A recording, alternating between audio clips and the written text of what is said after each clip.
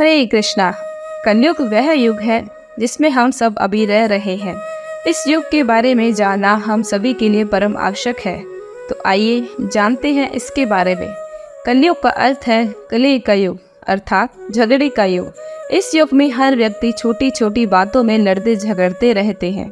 इसे अंधकार व पाप का युग भी बताया गया है, क्योंकि इस युग में लोग अज्ञानता में रहेंगे और यह जानने का प्रयास तक नहीं करेंगे कि हम कौन हैं, भगवान कौन है और हमारा भगवान के साथ क्या संबंध है।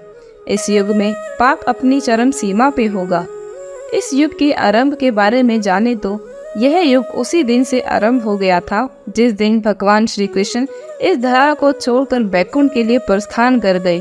क्योंकि जब तक भगवान श्री कृष्ण अपने चर कमलों से इस पृथ्वी का स्पष्ट कर रहे थे, तब तक कली इस पृथ्वी का दमन करने में असमर्थ रहा। भौतिक गणना के अनुसार देखें तो कलयुग आज से लगभग 5100 वर्ष पूर्व आरंभ हुआ। अगर कलयुग के पूरे काल को देखा जाए तो यह 4,32,000 वर्ष का होता है, जिसमें से अभी सिर्फ लगभग 5100 वर्ष बीत चुके हैं और अभी 4,26,900 वर्ष बाकी हैं। कलयुग बाकी युगों यानी सतयुग, त्रेता युग, द्वापर युग की तुलना में सबसे छोटा और अधम युग है। छोटा इसीलिए क्योंकि कलयुग में कुल 4,32,000 वर्ष होते हैं, जबकि द्वापर युग में कलयुग के कुल वर्ष की 2 गुना यानी 8,64,000 वर्ष होते हैं और त्रेता युग में कलयुग के कुल वर्ष के 3 गुना यानी 12,96,000 वर्ष होते हैं और सबसे बड़ा यानी सतयुग में कलयुग के कुल वर्ष के 4 गुना यानी 17,28,000 वर्ष होते हैं। यह चारों युग मिलाकर एक चतुर्युग बनाते हैं, जिसमें कुल 43,20,000 वर्ष होते हैं। इन चारों युगों में से जीव को सबसे ज़्यादा दुख कलयुग में प्राप्त होता है, क्योंकि जैसे ही कलयुग का प्रारंभ होता है यह अपना प्रभाव दिखाना आरंभ कर देता है। एक बार महाराज परीक्षित अपने राज्य का भ्रमण कर रहे थे, तभी उन्होंने देखा कली एक शूद्र राजा रूप लिए हुए धर्म रूपी बैल के तीनों पैर काट चुके हैं, जिससे धर्म अस्थायी अवस्था में था। इस दृश्य को देखकर महाराज परीक्षित को बहुत क्रोध आया और वह उसी क्षण कली का वध करने ही वाले थे कि कली उनके शरणागत हो गया, जिससे कली उनसे रहने का स्थान मांगने लगा। राजा परीक्षित, जो कि हर शरणागत को सुरक्षा प्रदान करते हैं, उन्होंने उसे 4 जगह रहने का स्थान दिया। पहला, जहाँ अवैध संबंध हो। दूसरा, जहाँ लोग मांस का सेवन करते हों। तीसरा, जहाँ लोग जुआ खेलते हों। चौथा, जहाँ लोग मदिरा पान करते हों। कली ने फिर से अनुरोध किया, महाराज, यह सब तो आपके राज्य में होता ही नहीं, फिर मैं कहाँ रहूं?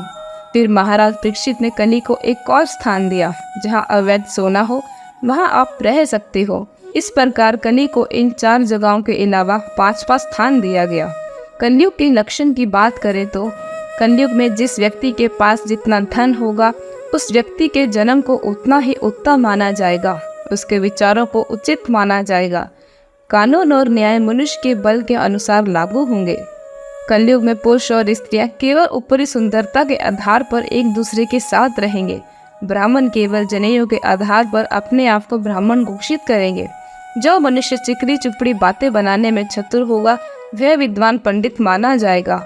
यदि किसी मनुष्य के पास धन नहीं होगा तो वह अपवित्र माना जाएगा और दिखावे को गुणगान माना जाएगा। सिर्फ पेट को भरना ही जीवन का लक्ष्य बन जाएगा और जो व्यक्ति जितना ढीठ होगा वह उतना ही सत्यवादी माना जाएगा। धर्म का पालन लोग सिर्फ अपने यश के लिए करेंगे। कलयुग के बढ़ने पर देश का शासक ही देश का भक्षण करेगा। कलयुग में पाप अधिक बढ़ने पर पृथ्वी पर अकाल पड़ जाएगा। लोग पेड़ों की पत्तियों, फूलों, बीजों और जड़ों को खाने के लिए मजबूर हो जाएंगे। जनता को बहुत ज़्यादा सर्दी, गर्मी और वर्षा से कष्ट उठाना पड़ेगा। कलयुग में मनुष्य की अधिकतम आयु 20 से 30 वर्ष की होगी। मनुष्य के शरीर के आकार बहुत छोटे हो जाएंगे। कलयुग में सभी पशुओं और पेड़ों के आकार धीरे धीरे छोटे हो जाएंगे। गाय बकरी जैसी लगेंगी और पेड़ों के आकार शमी पौधे जितने हो जाएंगे। इसकी प्रगति के साथ लोगों में सत्या, पवित्रता, तपस्या, दया, यह सब धीरे धीरे खत्म होने लग जाएंगे। हम सभी के मन में एक प्रश्न उठ रहा होगा कि हम खुद को और अपने परिवार को कलयुग के प्रभाव से कैसे बचा सकते हैं। तो हम इसे जानेंगे हमारी नेक्स्ट वीडियो भाग 2, जिसका विषय होगा कलयुग के प्रभाव से कैसे बचें।